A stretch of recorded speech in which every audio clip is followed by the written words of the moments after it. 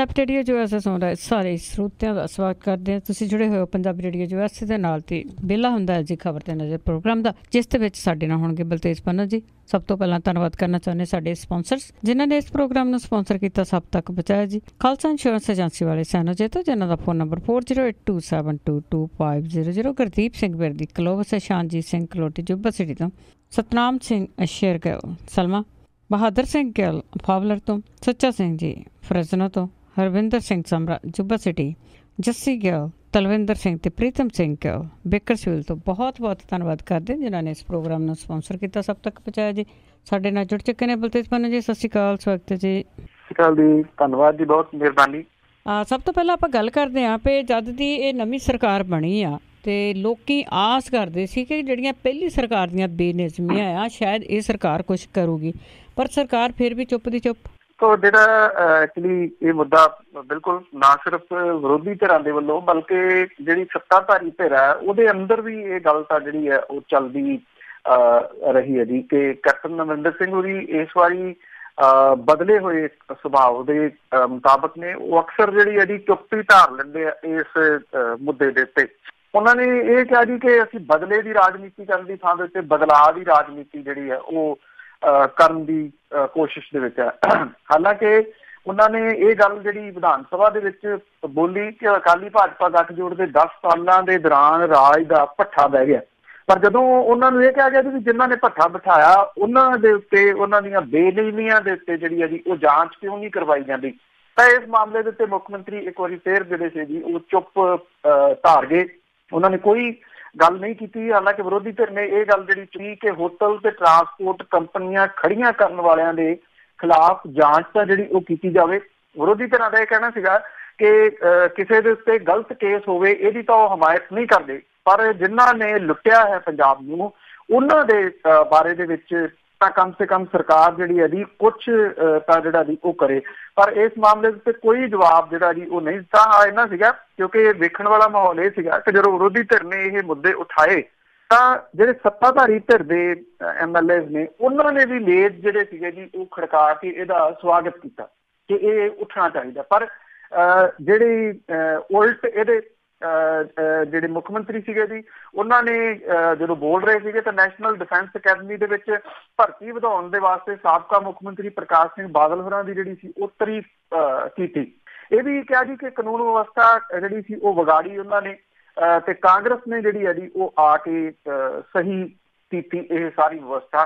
ਪਰ ਜਿਹੜੀ ਇਹ ਚੁੱਪ, ਹਾਲਾਂਕਿ ਬਾਅਦ ਦੇ ਵਿੱਚ ਜਿਹੜੀ ਪ੍ਰੈਸ ਕਾਨਫਰੰਸ ਹੋਈ ਜੀ ਉਹਦੇ ਵਿੱਚ ਵੀ ਪੱਤਰਕਾਰਾਂ ਨੇ ਇਹ ਸਵਾਲ ਉਠਾਇਆ ਕਿ 40 MLA ਸੀਗੇ ਜਿਨ੍ਹਾਂ ਨੇ ਲਿਖ ਕੇ ਦਿੱਤਾ ਸੀਗਾ ਕਾਂਗਰਸੀਆਂ ਨੇ ਕਿ ਕਾਰਵਾਈ ਜਿਹੜੀ ਕੀਤੀ ਜਾਵੇ। ਇਹਦੇ ਉੱਤੇ ਵੀ ਮੁੱਖ ਮੰਤਰੀ ਜਿਹੜੇ ਦੀ ਉਹ ਕਹਿੰਦੇ ਨਜ਼ਰ ਆਏ ਕਿ ਇਹ ਤਾਂ ਸਾਲ ਪੁਰਾਣੀ ਗੱਲ ਹੋ ਗਈ, ਹੁਣ ਇਹਨੂੰ ਜਿਹੜਾ ਦੀ ਉਹ ਛੱਡ ਦਿੱਤਾ ਜਾਵੇ।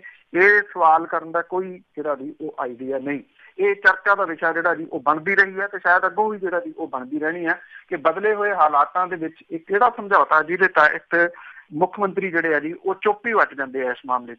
ਬਿਲਕੁਲ ਜੀ, ਗੱਲ ਤਾਂ ਇਹ ਹੈਗੀ ਕਿ ਲੁੱਟੋ ਤੇ ਜਾਓ, ਫਿਰ ਪੁੱਛਣ ਵਾਲਾ ਕੋਈ ਨਹੀਂ ਗਾ। ਅੱਗੇ ਸੁਪਰੀਮ ਕੋਰਟ ਦੀ ਜੇ ਗੱਲ ਕਰੀਏ ਤੇ ਉਹਨਾਂ ਨੇ ਖਾਪ ਪੰਚਾਇਤਾਂ ਦੇ ਪਰਖ ਉਤਰੇ। ਐਕਚੁਅਲੀ ਜੀ ਮਾਮਲਾ ਇਹ ਜਿਹੜੀ ਆਨਰ ਕਿਲਿੰਗ ਆ ਇਹ ਪਿਛਲੇ ਲੰਮੇ ਸਮੇਂ ਤੋਂ ਜਿਹੜਾ ਸੁਪਰੀਮ ਕੋਰਟ ਦੇ ਵਿੱਚ ਚੱਲ ਰਿਹਾ ਸੀਗਾ ਜੀ। ਇਹਦਾ ਫੈਸਲਾ ਰਾਖਵਾਂ ਰੱਖਿਆ ਹੋਇਆ ਸੀਗਾ ਅਦਾਲਤ ਨੇ।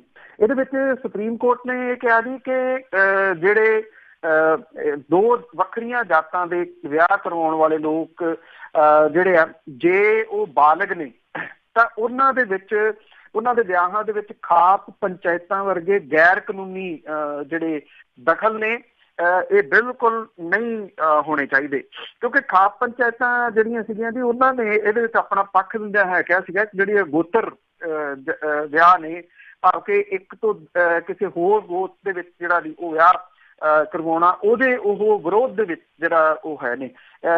ਬੇਸ਼ੱਕ ਇਹ ਮਾਮਲਾ ਕਈ ਸਾਲਾਂ ਤੋਂ ਜਿਹੜਾ ਦੀ ਉਹ ਚੱਲ ਰਿਹਾ ਸੀਗਾ। ਹੁਣ ਇਹਦੇ ਵਿੱਚ ਆਪਣੇ ਫੈਸਲੇ 'ਚ ਸੁਪਰੀਮ ਕੋਰਟ ਨੇ ਇਸ ਤਰ੍ਹਾਂ ਦੀਆਂ ਜਿਹੜੀਆਂ ਦਖਲ ਅੰਦਾਜ਼ੀਆਂ ਉਹ ਰੋਕਣ ਦੇ ਵਾਸਤੇ ਕੁਝ ਸੇਧਾਂ ਜਿਹੜੀਆਂ ਜੀ ਉਹ ਤੈਅ ਕੀਤੀਆਂ ਨੇ।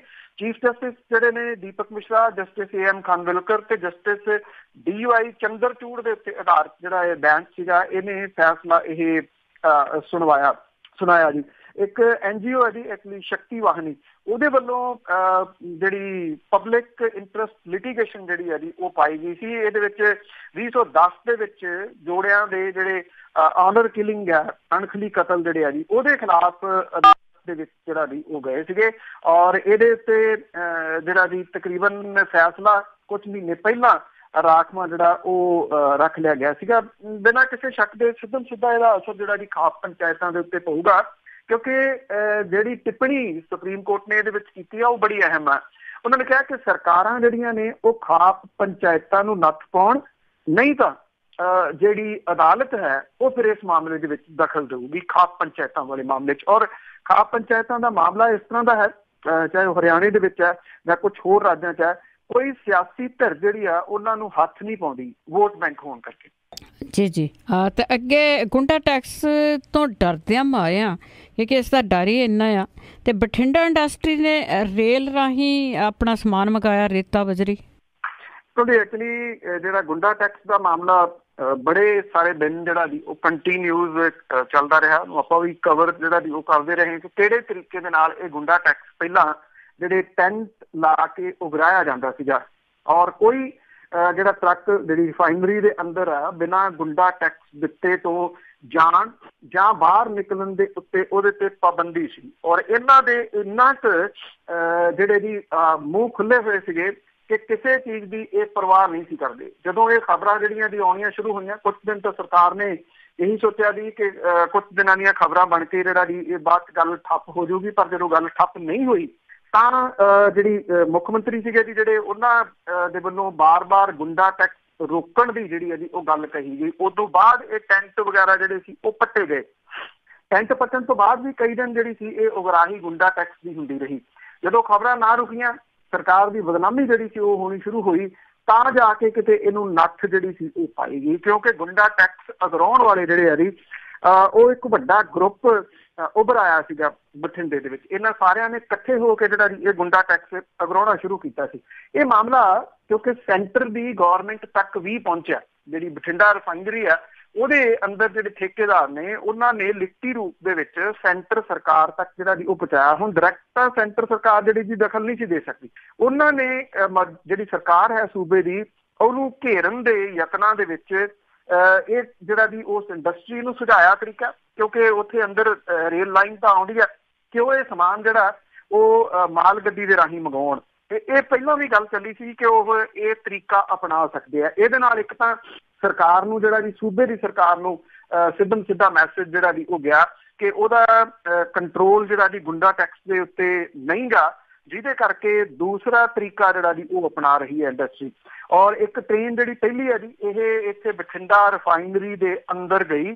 50 ਡੱਬੇ ਇਹਦੇ ਵਿੱਚ ਜਿਹੜੇ ਸੀਗੇ ਜੀ ਬਜਰੀ ਦੇ ਆਏ ਜਿਹੜਾ ਜੀ ਉਹ ਦੱਸੀ ਦੇ ਆ। ਤੇ ਇੰਡਸਟਰੀ ਵਾਲੇ ਜਿਹੜੇ ਅੰਦਰ ਕੰਸਟਰਕਸ਼ਨ ਕਰ ਰਹੇ ਆ ਜੀ ਉਹ ਇਸ ਗੱਲ ਨੂੰ ਲੈ ਕੇ ਜਿੱਥੇ ਤਸੱਲੀ ਦੇ ਵਿੱਚ ਨੇ ਕਿ ਗੁੰਡਾ ਟੈਕਸ ਉਹਨਾਂ ਦੇ ਉੱਤੇ ਉਹਦੇ ਉੱਤੇ ਨਹੀਂ ਲੱਗਿਆ, ਪਰ ਦੂਜੇ ਪਾਸੇ ਇਹ ਕਿਹਾ ਜਾ ਰਿਹਾ ਕਿ ਜਿਹੜੀ ਸੈਂਟਰ ਦੀ ਸਰਕਾਰ ਹੈ ਉਹਨੇ ਸੂਬੇ ਦੀ ਸਰਕਾਰ ਨੂੰ ਇਹ ਦੱਸਣ ਦਾ ਯਤਨ ਜਿਹੜਾ ਵੀ ਕੀਤਾ ਕਿ ਇੱਥੇ ਗੁੰਡਾ ਟੈਕਸ ਤੁਹਾਡੇ ਤੋਂ ਕੰਟਰੋਲ ਨਹੀਂ ਹੋ ਰਿਹਾ, ਜਿਹਦੇ ਕਰਕੇ ਰੇਲਵੇ ਦਾ ਸਹਾਰਾ ਲੈ ਕੇ ਉਹਨਾਂ ਨੇ ਇਹ ਸਮਾਨ ਅੰਦਰ ਜਿਹੜਾ ਵੀ ਉਹ ਲਿਆਂਦਾ। ਪਹਿਲਾਂ ਕਦੇ ਇਸ ਤਰ੍ਹਾਂ ਜਿਹੜਾ ਜੀ ਉਹ ਨਹੀਂ ਹੋਇਆ ਕਿ ਰੇਤਾ ਤੇ ਬਜਰੀ ਜਿਹੜੀ ਆ ਉਹ ਮਾਲ ਗੱਡੀ ਦੇ ਰਾਹੀਂ ਕਿਸੇ ਇੰਡਸਟਰੀ ਦੇ ਵਿੱਚ ਜਿਹੜਾ ਉਹ ਆਈ ਹੋਵੇ।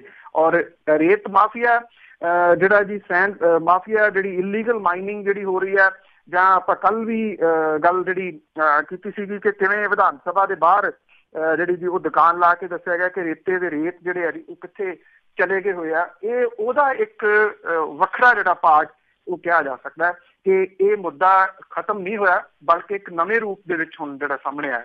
ਬਿਲਕੁਲ ਜੀ, ਮੁੱਕਿਆ ਤਾਂ ਕੁਛ ਵੀ ਨਹੀਂ, ਉਸੇ ਤਰ੍ਹਾਂ ਚੱਲ ਰਿਹਾ ਸਾਰਾ ਕੁਝ। ਅੱਗੇ ਅਜਮੇਰ ਔਲਖ ਦੀ ਗੱਲ ਕਰੀਏ, ਜੋ ਨਾਵਲਕਾਰ ਹੋਏ ਨੇ, ਉਹਨਾਂ ਦੀ ਬੇਟੀ ਨੇ ਸੁਸਾਈਡ ਕੀਤਾ ਜੀ। ਪ੍ਰਸਿੱਧ ਜਿਹੜੇ ਡਰਾਮਾਕਾਰ ਅਜਮੇਰ ਔਲਖ ਜਿਹੜੇ ਧਰਤੀ ਦੇ ਨਾਲ ਜੁੜੇ ਹੋਏ ਵਿਅਕਤੀ ਸਨ ਜੀ। ਸਾਲ ਪਹਿਲਾਂ ਉਹਨਾਂ ਦੀ ਡੈਥ ਜਿਹੜੀ ਹੋਈ ਸੀਗੀ ਔਰ ਉਹਨਾਂ ਦੀ ਬਰਸੀ ਜਿਹੜੀ ਆ ਮਨਾਈ ਜਾ ਰਹੀ ਸੀ, ਸ਼ਾਇਦ ਅੱਜ ਜਾਂ ਭਲਕੇ ਇੱਕ ਅੱਧੇ ਦਿਨ ਦੇ ਵਿੱਚ ਹੀ। ਪਰ ਇਸ ਪਰਿਵਾਰ ਦੇ ਉੱਤੇ ਇੱਕ ਹੋਰ ਜਿਹੜੀ ਹੈ ਜੀ ਉਹ ਮੁਸੀਬਤ ਆਈ ਹੈ ਕਿ ਜਿਹੜੇ ਅਜਮੇਰ ਔਲਖ ਹੋਰਾਂ ਦੀ ਧੀ ਤੇ ਪੰਜਾਬੀ ਗਾਇਕ ਨੇ ਗੁਰਵਿੰਦਰ ਬਰਾੜ, ਉਹਨਾਂ ਦੀ ਪਤਨੀ ਸੋਝਪ੍ਰੀਤ, ਉਹਦੇ ਜਿਹੜੀ ਦੀ ਮੌਤ ਹੋ ਗਈ ਭੇਤ ਭਰੇ ਹਾਲਾਤਾਂ ਦੇ ਵਿੱਚ। ਔਰ ਇਹ ਕਿਹਾ ਜਾ ਰਿਹਾ ਜੀ ਕਿ ਐਕਚੁਅਲੀ ਕੁਝ 3:30 ਵਜੇ ਇਹ ਆਪਣੇ ਕਮਰੇ ਦੇ ਵਿੱਚ ਦੁਪਹਿਰੇ ਜਿਹੜਾ ਦੀ ਗਈ ਹੈ, 5:30 ਵਜੇ ਪਤਾ ਲੱਗਿਆ ਕਿ ਸੋਧਪ੍ਰੀਤ ਜਿਹੜੀ ਸੀ ਉਹਨੇ ਸੁਸਾਈਡ ਕਰ ਲਿਆ। ਜਿੰਨੀਆਂ ਕੁ ਖਬਰਾਂ ਜਿਹੜੀਆਂ ਦੀ ਉਹ ਆ ਰਹੀਆਂ ਨੇ, ਇਹ ਕਿਹਾ ਜਾ ਰਿਹਾ ਕਿ ਸੋਧਪ੍ਰੀਤ ਨੇ ਆਪਣੇ ਆਪ ਨੂੰ ਹੈਂਗ ਕਰ ਲਿਆ। ਕਾਰਨ ਕੀ ਆ ਇਹ ਨਹੀਂ ਕੁਝ ਵੀ ਅਜੇ ਤੱਕ ਜਿਹੜਾ ਦੀ ਪਰਿਵਾਰ ਦੇ ਸੂਤਰਾਂ ਦੇ ਮੁਤਾਬਕ ਪਤਾ ਲੱਗਿਆ। ਇਹਨੂੰ ਹਸਪੀਟਲ ਲਿਜਾਇਆ ਗਿਆ ਜੀ, ਉੱਥੇ ਹਸਪੀਟਲ ਇਹਨੂੰ ਜਿਹੜਾ ਮ੍ਰਿਤਕ ਕਰਾਰ ਦਿੱਤਾ ਗਿਆ ਕਿ ਉਹਦੀ ਡੈਥ ਜਿਹੜੀ ਹੈ ਜੀ ਉਹ ਹੋ ਚੁੱਕੀ ਹੋਈ ਹੈ। ਬਾਕੀ ਅਜੇ ਕਿਉਂਕਿ ਉਹਦਾ ਪੋਸਟਮਾਰਟਮ ਜਿਹੜਾ ਕੀਤਾ ਗਿਆ, ਪੋਸਟਮਾਰਟਮ ਦੀ ਰਿਪੋਰਟ ਤੋਂ ਬਾਅਦ ਜਿਹੜਾ ਉਹ ਪਤਾ ਲੱਗੂਗਾ ਕਿ ਕੀ ਰੀਜ਼ਨ ਹੈ। ਜਿਹੜੀ ਸੋਧਪ੍ਰੀਤ ਹੈ ਜੀ ਉਹ ਖੁਦ ਥੀਏਟਰ ਦੀ ਇੱਕ ਚੰਗੀ ਅਦਾਕਾਰ ਸੀਗੀ, ਕਿਉਂਕਿ ਉਹ ਗੁੜਤੀ ਦੇ ਵਿੱਚ ਹੀ ਉਹਨੂੰ ਜਿਹੜਾ ਜੀ ਥੀਏਟਰ ਮਿਲਿਆ ਸੀ। ਆਪਣੇ ਪਿਤਾ ਦੀ ਨਿਰਦੇਸ਼ਨਾ ਦੇ ਹੇਠ ਵੀ ਉਹ ਥੀਏਟਰ ਦੇ ਵਿੱਚ ਕੰਮ ਕਰਦੀ ਰਹੀ ਆ। ਕੁਝ ਫਿਲਮਾਂ ਦੇ ਵਿੱਚ ਵੀ ਸੋਧਪ੍ਰੀਤ ਨੇ ਜਿਹੜਾ ਜੀ ਉਹ ਕੰਮ ਕੀਤਾ ਸੀਗਾ। ਇੱਕ ਕਿਸਮ ਦੇ ਨਾਲ ਬਠਿੰਡਾ, ਨਾ ਸਿਰਫ ਬਠਿੰਡਾ ਬਲਕਿ ਪੰਜਾਬ ਦੇ ਜਿਹੜੇ ਜੁੜੇ ਹੋਏ ਥੀਏਟਰ ਦੇ ਨਾਲ ਜੁੜੇ ਹੋਏ ਲੋਕ ਨੇ, ਉਹਨਾਂ ਦੇ ਵਾਸਤੇ ਇਹ ਬੜੀ ਵੱਡੀ ਸ਼ੌਕਿੰਗ ਨਿਊਜ਼ ਹੈ। ਕਿਉਂਕਿ ਜਦੋਂ ਅਜਮੇਰ ਔਲਖ ਹੋਰਾਂ ਦੀ ਡੈਥ ਹੋਈ ਹੈ ਤਾਂ ਉਹਨਾਂ ਦੀਆਂ ਧੀਆਂ ਜਿਹੜੀਆਂ ਸੀਗੀਆਂ ਜੀ, ਉਹਨਾਂ ਨੇ ਬੜੇ ਹੌਸਲੇ ਦੇ ਨਾਲ ਆਪਣੇ ਪਿਤਾ ਦੀ ਅਰਥੀ ਮੋਢਾ ਦਿੱਤਾ ਸੀਗਾ ਔਰ ਲੋਕਾਂ ਨੂੰ ਜਿਹੜਾ ਜੀ ਆਮ ਲੋਕਾਂ ਨੂੰ ਇਹ ਮੈਸੇਜ ਦੇਣ ਦੀ ਕੋਸ਼ਿਸ਼ ਕੀਤੀ ਕਿ ਧੀਆਂ ਜਿਹੜੀਆਂ ਨੇ ਉਹ ਵੀ ਬਰਾਬਰ ਦੀਆਂ ਨੇ। ਪਰ ਉਹਦੇ ਵੱਲੋਂ ਇਉਂ ਖੁਦਕੁਸ਼ੀ ਜਿਹੜੀ ਜੀ ਉਹ ਕਰ ਲੈਣੀ, ਬਹੁਤ ਸਾਰੇ ਸਵਾਲ ਉਹਨੇ ਖੜੇ ਕੀਤੇ ਆ ਜੀ। ਤੇ ਅੱਗੇ ਜਾ ਕੇ ਆਪਾਂ ਗੱਲ ਕਰਦੇ ਹਾਂ ਜੀ, ਜੋ ਰਾਜਾਂ ਨੂੰ ਪਾਣੀ ਦੇਣ ਦਾ ਮਾਮਲਾ ਆ ਉਸ ਦੇ ਵਿੱਚ ਅੱਜ ਸਕਦਾ ਹੈ ਕੋਈ ਨਾ ਕੋਈ ਜਵਾਬ। ਐਕਚੁਅਲੀ ਜੀ ਜਿਹੜੀ ਆਮ ਆਦਮੀ ਪਾਰਟੀ ਆ ਉਹਦੇ ਵੱਲੋਂ ਜਿਹੜਾ ਵੀ ਇਹ ਉਭਾਰਿਆ ਜਾ ਰਿਹਾ, ਪਹਿਲਾਂ ਲੋਕ ਇਨਸਾਫ ਪਾਰਟੀ ਦੇ ਨਾਲ ਉਹਨਾਂ ਦਾ ਗੱਠਜੋੜ ਸੀ, ਹੁਣ ਤਾਂ ਹੈ ਨੀ ਗਾ। ਉਹਨਾਂ ਦੇ ਵੱਲੋਂ ਵੀ ਜਿਹੜਾ ਵੀ ਇਹ ਉਭਾਰਿਆ ਜਾ ਰਿਹਾ ਸੀਗਾ। ਜਿਹੜੀ ਆਮ ਆਦਮੀ ਪਾਰਟੀ ਦੇ MLA ਨੇ ਉਹਨਾਂ ਨੇ ਇਹ ਗੱਲ ਕਹੀ ਹੈ ਕਿ ਜੇ ਪੰਜਾਬ ਸਰਕਾਰ ਦਿੱਲੀ ਨੂੰ ਪੀਣ ਵਾਲੇ ਪਾਣੀ ਦਾ ਬਿੱਲ ਜਿਹੜੀ ਆ ਉਹ ਭੇਜਦੀ ਆ ਤਾਂ ਦਿੱਲੀ ਦੀ ਸਰਕਾਰ ਜਿਹੜੀ ਆ ਉਹ ਅਦਾਇਗੀ ਕਰ ਸਕਦੀ ਆ। ਉਹਨਾਂ ਨੇ ਕਿਹਾ ਕਿ ਅਸੀਂ ਦਿੱਲੀ ਦੇ ਮੁੱਖ ਮੰਤਰੀ ਦੇ ਨਾਲ ਗੱਲਬਾਤ ਇਹਦੇ ਸੰਬੰਧੀ ਜਿਹੜੀ ਆ ਉਹ ਕੀਤੀ ਆ। ਇਹਨਾਂ MLA ਦਾ ਕਹਿਣਾ ਕਿ ਉਹ ਪੰਜਾਬ ਦੇ ਹੱਕ ਦੇ ਵਿੱਚ ਇਸ ਮਾਮਲੇ ਨੂੰ ਉਠਾਉਣਗੇ ਤੇ ਪੰਜਾਬ ਨੂੰ ਬਿੱਲ ਵੀ ਜਿਹੜਾ ਜੀ ਦਿਵਾਉਣ ਦੇ ਯਤਨ ਕਰਨਗੇ। ਜਿਹੜੇ ਮਨਪ੍ਰੀਤ ਸਿੰਘ ਬਾਦਲ ਨੇ ਉਹ ਇਹਦੇ ਉੱਤੇ ਅੱਜ ਜਿਹੜਾ ਜੀ ਉਹ ਜਵਾਬ ਦੇ ਸਕਦੇ ਆ ਕਿ ਇਹਦਾ ਕੀ ਜਿਹੜਾ ਜੀ ਉਹ ਕੀਤਾ ਜਾਵੇ। ਜਿਹੜੇ ਕਾਂਗਰਸ ਦੇ ਵਿਧਾਇਕ ਨੇ ਵਿਜੇਂਦਰ ਸਿੰਗਲਾ, ਉਹਨਾਂ ਨੇ ਇਹ ਕਿਹਾ ਜੀ ਕਿ ਪੰਜਾਬ ਸਰਕਾਰ ਜਿਹੜੀ ਆ ਉਹਨੇ ਜਿਹੜਾ GST ਜਿਵੇਂ ਹਟਾਈ ਆ ਤਾਂ ਇਹ ਜਿਹੜੀ ਦਿੱਲੀ ਦੇ ਵਿੱਚ ਬੰਗਲਾ ਸਾਹਿਬ ਤੇ ਬਾਕੀ ਜਿਹੜੇ ਗੁਰਦੁਆਰੇ ਨੇ ਉੱਥੋਂ ਵੀ GST ਹਟਾਵੇ ਤੇ ਪਾਣੀਆਂ ਦੇ ਬਾਰੇ ਦੇ ਵਿੱਚ ਦਿੱਲੀ ਸਰਕਾਰ ਦੇ ਨਾਲ ਗੱਲਬਾਤ ਜਿਹੜੀ ਕੀਤੀ ਜਾਵੇ। ਇੱਥੋਂ ਇਹ ਜਿਹੜੀ ਸੀ ਜੀ ਬਹਿਸ ਸਟਾਰਟ ਹੋਈ ਤੇ ਅਮਨ ਅਰੋੜਾ ਜਿਹੜੇ ਨੇ ਆਮ ਆਦਮੀ ਪਾਰਟੀ ਦੇ, ਉਹਨਾਂ ਨੇ ਕਿਹਾ ਕਿ ਦਿੱਲੀ ਦੀ ਸਰਕਾਰ ਦੇ ਨਾਲ ਉਹਨਾਂ ਦੀ ਗੱਲ ਹੋਈ ਆ, ਪੰਜਾਬ ਸਰਕਾਰ ਜਿਹੜੀ ਹੈ ਜੀ ਉਹ ਪੈਸੇ ਵਸੂਲੇ ਤੇ ਬਿੱਲ ਜਿਹੜਾ ਭੇਜੇ। ਇਹਦੇ ਨਾਲ ਉਹਨਾਂ ਨੇ ਕਿਹਾ ਕਿ ਅਸੀਂ ਉਸ ਸਰਕਾਰ ਦੇ ਨਾਲ ਜਿਹੜੀ ਹੈ ਜੀ ਉਹ ਗੱਲ ਕਰਾਂਗੇ।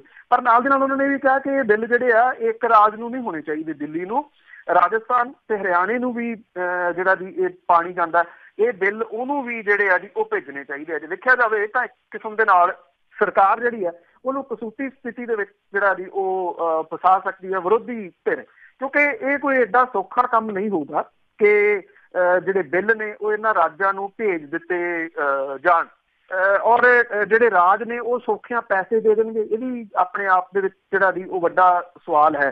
ਪਰ ਇੰਨਾ ਜ਼ਰੂਰ ਹੈ ਕਿ ਇਹ ਮਾਮਲਾ ਜਿਹੜਾ ਪਹਿਲਾਂ ਵਿਧਾਨ ਸਭਾ ਦੇ ਬਾਹਰ ਹੀ ਅਕਸਰ ਜਿਹੜਾ ਉੱਠਦਾ ਸੀਗਾ, ਹੁਣ ਵਿਧਾਨ ਸਭਾ ਦੇ ਅੰਦਰ ਵੀ ਉੱਠਿਆ ਔਰ ਔਨ ਦੀ ਰਿਕਾਰਡ ਜਿਹੜਾ ਜੀ ਉਹ ਆ ਗਿਆ ਕਿ ਰਾਜਾਂ ਨੂੰ ਬਿੱਲ ਜਿਹੜਾ ਜੀ ਉਹ ਭੇਜਿਆ ਜਾਵੇ। ਜੇ ਇਸ ਤਰ੍ਹਾਂ ਹੁੰਦਾ ਆ ਤਾਂ ਇੰਨਾ ਹੋ ਸਕਦਾ ਜੀ ਕਿ ਪੰਜਾਬ ਦੇ ਵਾਸਤੇ ਜੇ ਅਰਥਚਾਰੇ ਦੀ ਗੱਲ ਕਰੀਏ, ਕਿਉਂਕਿ ਪੰਜਾਬ ਹਰ ਚੀਜ਼ ਜਦੋਂ ਇਹਨਾਂ ਰਾਜਾਂ ਤੋਂ ਜਿਹੜੀ ਉਹ ਖਰੀਦਦਾ ਉਹਨੂੰ ਉਹਦੇ ਪੈਸੇ ਦੇਣੇ ਪੈਂਦੇ ਆ ਤੇ ਜਿਹੜਾ ਰਾਜ ਹੈ ਇਹ ਪੰਜਾਬ ਉਹ ਆਪਣਾ ਜਿਹੜਾ ਉਹਦਾ ਪਾਣੀ ਜਾ ਰਿਹਾ ਪੀਣ ਵਾਲਾ ਉਹਦਾ ਬਿੱਲ ਕਿਉਂ ਨਹੀਂ ਜਿਹੜਾ ਜੀ ਉਹ ਭੇਜ ਸਕਦਾ। ਇਹ ਮਾਮਲਾ ਪਹਿਲਾਂ ਵੀ ਉੱਠਦਾ ਰਿਹਾ। ਅੱਜ ਦਾ ਦਿਨ ਜਿਹੜਾ ਜੀ ਇਸ ਪੱਖੋਂ ਬੜਾ ਅਹਿਮ ਹੋਊਗਾ ਕਿ ਸਰਕਾਰ ਇਸ ਮਾਮਲੇ ਦੇ ਵਿੱਚ ਕੀ ਸਟੈਪ ਲੈਂਦੀ ਹੈ। ਪਰ ਇਹ ਬਹੁਤ ਔਖਾ ਹੈ ਜੀ, ਜੇ ਸਹੀ ਪੁੱਛੋ ਤਾਂ, ਕਿ ਏਡਾ ਸੌਖਾ ਨਹੀਂ ਗਾ ਕਿ ਸਰਕਾਰ ਜਿਹੜੀ ਆ ਉਹ ਰਾਜ ਨੂੰ ਬਿੱਲ ਭੇਜ ਦੂਗੀ ਜਾਂ ਜਿਹੜੇ ਜਿਸ ਤਰੀਕੇ ਦੇ ਨਾਲ ਆਮ ਆਦਮੀ ਪਾਰਟੀ ਦੇ ਵਿਧਾਇਕਾਂ ਨੇ ਇਹ ਗੱਲ ਜਿਹੜੀ ਜੀ ਕਹਿਤੀ ਕਿ ਅਸੀਂ ਦਿੱਲੀ ਸਰਕਾਰ ਦੇ ਨਾਲ ਗੱਲ ਕਰਾਂਗੇ, ਪਰ ਇਹ ਬਿੱਲ ਰਾਜਸਥਾਨ ਤੇ ਹਰਿਆਣਾ ਨੂੰ ਵੀ ਭੇਜੇ ਜਾਣ ਜੀ। ਤੇ ਅੱਗੇ ਗੱਲ ਕਰਦੇ ਹਾਂ ਜੀ, ਸੁਖਪਾਲ ਸਿੰਘ ਖਹਿਰਾ ਨੂੰ ਘੇਰਨ ਦੇ ਵਿੱਚ ਹੀ ਲੱਗੇ ਰਹੇ ਕਾਂਗਰਸੀ ਵਿਧਾਇਕ। ਬਿਲਕੁਲ ਜੀ। ਐਕਚੁਅਲੀ ਸਣੇ ਮੁੱਖ ਮੰਤਰੀ ਹੋਰਾਂ ਦੇ ਜੀ ਜਿਹੜੇ ਕਾਂਗਰਸੀ ਵਿਧਾਇਕ ਸੀਗੇ ਉਹਨਾਂ ਨੇ ਇਹ ਕਿਹਾ ਜੀ ਕਿ ਸੁਖਪਾਲ ਸਿੰਘ ਖਹਿਰਾ ਹੋਰੀ ਜਿਹੜੇ ਨੇ ਉਹ ਮਹਿਜ਼ ਦੋਸ਼ ਜਿਹੜਾ ਉਹ ਲਾਉਂਦੇ ਨੇ ਤੇ ਖਬਰਾਂ ਦੇ ਵਿੱਚ ਰਹਿਣਾ ਚਾਹੁੰਦੇ ਨੇ। ਉਹਨਾਂ ਦੇ ਦੋਸ਼ਾਂ ਦੇ ਵਿੱਚ ਕੋਈ ਸੱਚਾਈ ਜਿਹੜੀ ਉਹ ਨਹੀਂ ਹੁੰਦੀ। ਖਾਸ ਤੌਰ ਦੇ ਤੇ ਜਿਹੜੇ ਕਾਂਗਰਸੀ ਵਿਧਾਇਕ ਸੀਗੇ ਉਹਨਾਂ ਨੇ ਜਿਹੜਾ ਸੁਖਪਾਲ ਸਿੰਘ ਖਹਿਰਾ ਹੋਰਾਂ ਦੇ ਉੱਤੇ ਜਿਹੜਾ ਦੋਸ਼ ਇਹ ਲਾਇਆ ਕਿ ਉਹਨਾਂ ਨੇ ਕਿਸੇ ਇੱਕ ਅਖਬਾਰ ਦੇ ਵਿੱਚ ਇੰਟਰਵਿਊ ਜਿਹੜੀ ਹੈ ਜੀ ਉਹ ਦਿੱਤੀ ਆ ਕਿ ਜਿੰਨੇ ਕਾਂਗਰਸੀ ਵਿਧਾਇਕ ਨੇ ਸਾਰੇ ਦੇ ਸਾਰੇ ਇਲੀਗਲ ਮਾਈਨਿੰਗ ਦੇ ਵਿੱਚ ਸ਼ਾਮਲ ਨੇ। ਔਰ ਉਹਨਾਂ ਨੇ ਸੁਖਪਾਲ ਸਿੰਘ ਖਹਿਰਾ ਉਹਨਾਂ ਨੇ ਇਹ ਕਿਹਾ ਜੀ ਕਿ ਉਹਨਾਂ ਨੇ ਤਾਂ ਸਿਰਫ ਵਿਧਾਨ ਸਭਾ ਦੇ ਵਿੱਚ ਬੋਲਿਆ ਸੀ, ਕਿਸੇ ਅਖਬਾਰ ਨੂੰ ਉਹਨਾਂ ਨੇ ਇੰਟਰਵਿਊ ਜਿਹੜੀ ਆ ਉਹ ਨਹੀਂ ਦਿੱਤੀ। ਉਹਨਾਂ ਨੇ ਇਹ ਕਿਹਾ ਸੀ ਕਿ ਜਿਹੜੀਆਂ ਰੇਤ ਦੀਆਂ ਖੱਡਾਂ ਦੀ ਬੋਲੀ ਲਾਉਣ ਵਾਲੇ ਉਹਨਾਂ ਦੀ ਪੇਸ਼ਗੀ 29 ਕਰੋੜ ਰੁਪਏ ਦੇ ਰਾਸ਼ੀ ਜਿਹੜੀ ਹੈ ਜੀ ਉਹ ਵਾਪਸ ਜਾ ਰਹੀ ਹੈ। ਔਰ ਇਹਦੇ ਜਵਾਬ ਦੇ ਵਿੱਚ ਮੁੱਖ ਮੰਤਰੀ ਹੋਰੀ ਜਿਹੜੇ ਉਹਨਾਂ ਨੇ ਕਿਹਾ ਕਿ ਸੁਖਪਾਲ ਸਿੰਘ ਖਹਿਰਾ ਜਿਹੜੇ ਆ ਉਹਨਾਂ ਨੂੰ ਮਹਿਜ਼ ਜਿਹੜਾ ਦੀ ਖਬਰਾਂ ਲਵਾਉਣ ਦਾ ਸ਼ੌਂਕ ਹੈ, ਜਿਹਦੇ ਕਰਕੇ ਉਹ ਕੁਝ ਇਸ ਤਰ੍ਹਾਂ ਦੇ ਦੋਸ਼ ਜਿਹੜੇ ਆ ਜੀ ਉਹ ਲਾਉਂਦੇ ਰਹਿੰਦੇ ਆ। ਜਿਹੜੇ ਸੁਖਪਾਲ ਸਿੰਘ ਖਹਿਰਾ ਹੋਰੀ ਸੀਗੇ ਜੀ ਉਹ ਇਸ ਮਾਮਲੇ ਦੇ ਉੱਤੇ ਘਿਰੇ ਹੋਏ ਨਜ਼ਰ ਆਏ। ਖਾਸ ਤੌਰ ਦੇ ਉੱਤੇ ਸਾਰੇ ਦੇ ਸਾਰੇ ਜਿਹੜੇ ਕਾਂਗਰਸੀ ਵਿਧਾਇਕ ਸੀ ਉਹ ਉਹਨਾਂ ਨੂੰ ਘੇਰਦੇ ਨਜ਼ਰ ਆਏ। ਜਿਹੜੇ ਨਵਜੋਤ ਸਿੰਘ ਸਿੱਧੂ ਨੇ ਉਹਨਾਂ ਨੇ ਤਾਂ ਇੱਥੋਂ ਤੱਕ ਜਿਹੜਾ ਕਿਹਾ ਕਿ ਸੁਖਪਾਲ ਸਿੰਘ ਖਹਿਰਾ ਹੋਰਾਂ ਦੇ ਖਿਲਾਫ ਮਰਿਆਦਾ ਮਤਾ ਜਿਹੜਾ ਦੀ ਲਿਆਉਣਾ ਚਾਹੀਦਾ, ਜਿਹੜੇ ਕਿ ਹਰੇਕ ਦੇ ਉੱਤੇ ਦੋਸ਼ ਲਾਉਂਦੇ ਆ। ਇਹਦੇ ਦੌਰਾਨ ਜਿਹੜੀ ਦੇਖਣ ਵਾਲੀ ਗੱਲ ਇਹ ਰਹੀ ਕਿ ਸੁਖਪਾਲ ਸਿੰਘ ਖਹਿਰਾ ਹੋਰਾਂ ਦੇ ਉੱਤੇ ਜਦੋਂ ਇਹ ਤਾਬੜਤੋੜ ਹਮਲੇ ਕਾਂਗਰਸੀ ਵਿਧਾਇਕਾਂ ਦੇ ਵੱਲੋਂ ਕੀਤੇ ਜਾ ਰਹੇ ਸੀਗੇ ਤੇ ਆਮ ਆਦਮੀ ਪਾਰਟੀ ਦੇ ਜਿਹੜੇ ਵਿਧਾਇਕ ਸੀਗੇ ਜੀ ਉਹ ਸਾਰੇ ਦੇ ਸਾਰੇ ਚੁੱਪ ਕਰਕੇ ਆਰਾਮ ਦੇ ਨਾਲ ਜਿਹੜਾ ਜੀ ਇਹ ਸਾਰੇ ਦੋਸ਼ਾਂ ਨੂੰ ਸੁਣਦੇ ਰਹੇ ਔਰ ਉਹਨਾਂ ਨੇ ਇਹਦੇ ਵਿੱਚ ਕੋਈ ਦਖਲ ਨਹੀਂ ਦਿੱਤਾ ਜੀ। ਤੇ ਅੱਗੇ ਚੀਫ ਖਾਲਸਾ ਦੀਵਾਨ ਦੀਆਂ ਇਲੈਕਸ਼ਨਾਂ ਦੀ ਜੇ ਗੱਲ ਕਰੀਏ ਤਾਂ ਉਸ ਦੇ ਵਿੱਚ ਪਤਿਤ ਸਿੱਖ ਮੈਂਬਰਾਂ ਵੱਲੋਂ ਵੋਟ ਪਾਉਣ ਦਾ ਮਾਮਲਾ ਉੱਭਰਿਆ। ਥੋੜੀ ਚੱਲ ਤਾਂ ਦੇਖੋ ਜਿਸ ਦਿਨ ਵੋਟਾਂ ਪਈਆਂ ਨੇ ਉਸ ਦਿਨ ਦਾ ਹੀ ਰਿਹਾ, ਪਰ ਇਹ ਬਜਾਏ ਇਹਦੇ ਕਿ ਵੋਟਾਂ ਤੱਕ ਸੀਮਤ ਰਹਿੰਦਾ ਹੁਣ ਜਿਹੜਾ ਜੀ ਇਹ ਕਾਫੀ ਵਾਦ-ਵਿਵਾਦ ਜਿਹੜਾ ਉਹ ਭਖ ਰਿਹਾ। ਜਿਹੜਾ ਪਤਿਤ ਸਿੱਖਾਂ ਨੂੰ ਵੋਟ ਪਾਉਣ ਦੇ ਦਿੱਤੇ ਜਿਹੜੀ ਪਰਮਿਸ਼ਨ ਸੀਗੀ ਜੀ ਇਹਦੇ ਨਾਲ ਇਹ ਵਿਵਾਦ ਜਿਹੜਾ ਉਹ ਸਟਾਰਟ ਹੋ ਗਿਆ। ਨਵੇਂ ਬਣੇ ਜਿਹੜੇ ਆਨਰੇਰੀ ਸੈਕਟਰੀ ਨੇ ਉਹਨਾਂ ਨੇ ਜਿਹੜਾ ਜੀ ਇਸ ਮਾਮਲੇ ਉੱਤੇ ਬੇਸ਼ੱਕ ਅਜੇ ਜਿਹੜੀ ਚੁੱਪ ਵੱਟੀ ਹੋਈ ਆ। ਦੀਵਾਨ ਦੇ 12 ਮੈਂਬਰਾਂ ਨੇ ਸੰਸਥਾ ਦੇ ਆਨਰੇਰੀ ਸੈਕਟਰੀ ਦੇ ਨਾਂ ਦੇ ਉੱਤੇ ਜਿਹੜੀ ਚਿੱਠੀ ਲਿਖੀ ਆ ਔਰ ਇਹ ਕਿਹਾ ਜੀ ਕਿ ਸੰਵਿਧਾਨ ਦੀ ਧਾਰਾ ਜਿਹਦੇ ਤਹਿਤ ਚੀਫ ਖਾਲਸਾ ਦੀਵਾਨ ਚੱਲਦੀ ਆ ਉਹਦੇ ਤਹਿਤ ਮੀਟਿੰਗ ਸੱਦੀ ਜਾਵੇ। ਔਰ ਇਹਦੇ ਵਿੱਚ ਇਹਨਾਂ ਮੈਂਬਰਾਂ ਨੇ ਇਹ ਕਿਹਾ ਜੀ ਕਿ 25 ਮਾਰਚ ਨੂੰ ਪਈਆਂ ਵੋਟਾਂ ਦੇ ਦੌਰਾਨ ਪਤਿਤ ਸਿੱਖਾਂ ਦੀਆਂ ਵੋਟਾਂ ਜਿਹੜੀਆਂ ਸੀ ਉਹ ਪਵਾਈਆਂ ਗਈਆਂ, ਜਦੋਂ ਕਿ ਇਹਦੇ ਉੱਤੇ ਪਹਿਲਾਂ ਸਰਬਸੰਮਤੀ ਦੇ ਨਾਲ ਫੈਸਲਾ ਕੀਤਾ ਗਿਆ ਸੀਗਾ ਕਿ ਕਿਸੇ ਵੀ ਪਤਿਤ ਸਿੱਖ ਨੂੰ ਵੋਟ ਪਾਉਣ ਦਾ ਅਧਿਕਾਰ ਨਹੀਂ ਹੋਊਗਾ। ਔਰ ਇਹਨਾਂ ਮੈਂਬਰਾਂ ਦਾ ਇਹ ਕਹਿਣਾ ਆ ਕਿ ਜਦੋਂ ਇਹ ਫੈਸਲਾ ਕੀਤਾ ਗਿਆ ਸੀਗਾ ਕਿ ਕੇਸਾਂ ਦੀ ਬੇਅਦਬੀ ਕਰਨ ਵਾਲੇ ਮੈਂਬਰਾਂ ਨੂੰ ਵੋਟ ਪਾਉਣ ਤੋਂ ਰੋਕਿਆ ਜਾਊਗਾ। ਔਰ ਇਸ ਮਾਮਲੇ ਦੇ ਵਿੱਚ ਅਕਾਲ ਤਖਤ ਦੇ ਆਦੇਸ਼ ਵੀ ਜਿਹੜੇ ਆਏ ਸੀਗੇ ਸਿੱਖ ਰਹਿਤ ਮਰਿਆਦਾ ਤੇ ਦੀਵਾਨ ਦੇ ਸੰਵਿਧਾਨ ਦੇ ਅਨੁਸਾਰ ਵੋਟਾਂ ਜਿਹੜੀਆਂ ਦੀ ਉਹ ਪਾਈਆਂ ਜਾਣ। ਇਹਨਾਂ ਮੈਂਬਰਾਂ ਦਾ ਇਹ ਕਹਿਣਾ ਹੈ, ਜਿਹੜੀ ਲਿਖਤੀ ਰੂਪ ਦੇ ਵਿੱਚ ਇਹਨਾਂ ਨੇ ਸ਼ਿਕਾਇਤ ਕੀਤੀ ਆ ਕਿ ਇਸ ਫੈਸਲੇ ਦੀ ਉਲੰਘਣਾ ਹੋਈ ਆ ਔਰ ਚੋਣ ਨਿਯਮਾਂ ਦੀਆਂ ਧੱਜੀਆਂ ਜਿਹੜੀਆਂ ਉਹ ਉਡਾਈਆਂ ਗਈਆਂ ਨੇ। ਜਿਹੜੇ ਆਨਰੇਰੀ ਸੈਕਟਰੀ ਨੇ ਉਹਨਾਂ ਨੇ ਕਿਹਾ ਕਿ ਇਹ ਚਿੱਠੀ ਉਹਨਾਂ ਦੇ ਕੋਲੇ ਜਿਹੜੀ ਆਈ ਆ ਤੇ ਅੱਗੋਂ ਜਿਹੜੀ ਇਹਦੀ ਇਹ ਭੇਜੀ ਗਈ ਆ ਕਿ ਇਸ ਮਾਮਲੇ ਦੇ ਉੱਤੇ ਕੀ ਕੁਝ ਹੁੰਦਾ। ਵੈਸੇ ਜਦੋਂ ਸ਼੍ਰੋਮਣੀ ਗੁਰਦੁਆਰਾ ਪ੍ਰਬੰਧਕ ਕਮੇਟੀ ਦੀਆਂ ਜਨਰਲ ਇਲੈਕਸ਼ਨ ਜਿਹੜੀਆਂ ਜਦੋਂ ਪਿਛਲੀਆਂ ਹੋਈਆਂ ਸੀਗੀਆਂ ਉਦੋਂ ਵੀ ਇਸੇ ਤਰ੍ਹਾਂ ਦਾ ਮਾਮਲਾ ਜਿਹੜਾ ਜੀ ਕਾਫੀ ਉੱਭਰ ਕੇ ਸਾਹਮਣੇ ਆਇਆ ਸੀਗਾ ਕਿ ਵੋਟਾਂ ਉਹਨਾਂ ਲੋਕਾਂ ਦੀਆਂ ਖਾਸ ਤੌਰ ਦੇ ਮਾਲਵੇ ਦੇ ਵਿੱਚ ਬਠਿੰਡੇ ਤੇ ਨੇੜੇ ਤੇੜੇ ਦੇ ਜ਼ਿਲ੍ਹਿਆਂ ਦੇ ਵਿੱਚ ਜਿਹੜੀਆਂ ਉਹਨਾਂ ਲੋਕਾਂ ਦੀਆਂ ਬਣਾਤੀਆਂ ਸੀਗੀਆਂ ਜਿਹੜੇ ਕਿ ਪਤਿਤ ਨੇ। ਬੇਸ਼ੱਕ ਜਿਹੜੇ ਸਹਿਜਧਾਰੀ ਸਿੱਖ ਨੇ ਉਹਨਾਂ ਨੂੰ ਵੋਟ ਪਾਉਣ ਦਾ ਅਧਿਕਾਰ ਜਿਹੜਾ ਦੀ ਪਿਛਲੀ ਸਰਕਾਰ ਨੇ ਸੈਂਟਰ ਤੋਂ ਕਹਿ ਕੇ ਪੱਕਿਆਂ ਜਿਹੜਾ ਦੀ ਉਹ ਕਰਵਾ ਲਿਆ ਸੀਗਾ। ਪਰ ਜਦੋਂ ਸ਼੍ਰੋਮਣੀ ਗੁਰਦੁਆਰਾ ਪ੍ਰਬੰਧਕ ਕਮੇਟੀ ਨੇ ਜਨਰਲ ਚੋਣਾਂ ਜਾਂ ਫਿਰ ਇਸ ਤਰ੍ਹਾਂ ਦੀਆਂ ਵਕਾਰੀ ਸੰਸਥਾ ਜਿਹੜੀਆਂ ਸਿੱਖਾਂ ਦੀਆਂ ਨੇ ਉਹਦੇ ਵਿੱਚ ਕਬਜ਼ਿਆਂ ਦੀ ਗੱਲ ਆਉਂਦੀ ਹੈ ਜਾਂ ਅਹੁਦਿਆਂ ਦੇ ਉੱਤੇ ਕਬਜ਼ਾ ਕਰਨ ਦੀ ਗੱਲ ਆਉਂਦੀ ਹੈ ਤੇ ਉਦੋਂ ਸਾਰਾ ਕੁਝ ਜਿਹੜਾ ਜੀ ਉਹ ਛਿੱਕੇ ਟੰਗ ਦਿੱਤਾ ਜਾਂਦਾ। ਜੋ ਕੁਝ ਇਸ ਚੀਫ ਖਾਲਸਾ ਦੀਵਾਨ ਦੇ ਵਿੱਚ ਪਿਛਲੇ ਦਿਨਾਂ ਤੋਂ ਅਹੁਦਿਆਂ ਦੇ ਵਾਸਤੇ ਜਿਹੜੀਆਂ ਪਈਆਂ ਵੋਟਾਂ ਨੇ ਇਹ ਹੁਣ ਮਾਮਲਾ ਸਭ ਦੇ ਸਾਹਮਣੇ ਇੱਕ ਵਾਰੀ ਫੇਰ ਜਿਹੜਾ ਜੀ ਆ ਗਿਆ। ਉੱਥੇ ਕਬਜ਼ਾ ਕਰਨ ਦੇ ਵਾਸਤੇ ਉਹਨਾਂ ਨੂੰ ਜਿਹੜਾ ਜੀ ਵਰਤਿਆ ਗਿਆ ਜਿਨ੍ਹਾਂ ਨੂੰ ਇਹ ਕਿਹਾ ਜਾਂਦਾ ਕਿ ਇਹਨਾਂ ਨੂੰ ਵੋਟ ਪਾਉਣ ਦਾ ਅਧਿਕਾਰ ਨਹੀਂ ਹੈ। ਜੀ ਜੀ, ਕਬਜ਼ਿਆਂ ਲਈ ਤਾਂ ਅਸੀਂ ਬਹੁਤ ਕੁਛ ਕਰ ਲਈਦਾ। ਤੇ ਇੱਕ ਜਾਂਦੇ ਜਾਂਦੇ ਜੇ ਖਬਰ ਕਰੀਏ ਕਿ ਅੰਮ੍ਰਿਤਸਰ ਦੇ ਵਿੱਚ 600 ਕਰੋੜ ਦਾ ਇੱਕ ਬੱਸਾਂ ਦਾ ਪ੍ਰੋਜੈਕਟ ਸੀਗਾ, ਕੀ ਉਸ ਦੇ ਬਾਰੇ ਵੀ ਕੋਈ ਗੱਲਬਾਤ ਹੋ ਰਹੀ ਹੈ? ਇਹ ਐਕਚੁਅਲੀ ਜਿਹੜਾ BRTS ਯੋਜਨਾ ਜਿਹੜੀ ਸੀਗੀ ਇੱਕ ਕੋਰੀਡੋਰ ਜਿਹੜਾ ਬਣਨਾ ਸੀਗਾ ਜਾਂ ਬਣਿਆ ਅੱਧਾ ਪਚੱਧਾ ਤੇ ਬਾਕੀ ਜਿਹੜਾ ਜੀ ਉਹ ਉੱਥੇ ਹੀ ਲਟਕ ਗਿਆ। ਜਦੋਂ ਪਿਛਲੀ ਸਰਕਾਰ ਸੀਗੀ ਜੀ ਉਹਦੇ ਜਾਣ ਦਾ ਸਮਾਂ ਸੀਗਾ, ਉਦੋਂ ਕੁਛ ਟਾਈਮ ਪਹਿਲਾਂ ਇਹਦਾ ਜਿਹੜਾ ਜੀ ਐਲਾਨ ਕੀਤਾ ਗਿਆ।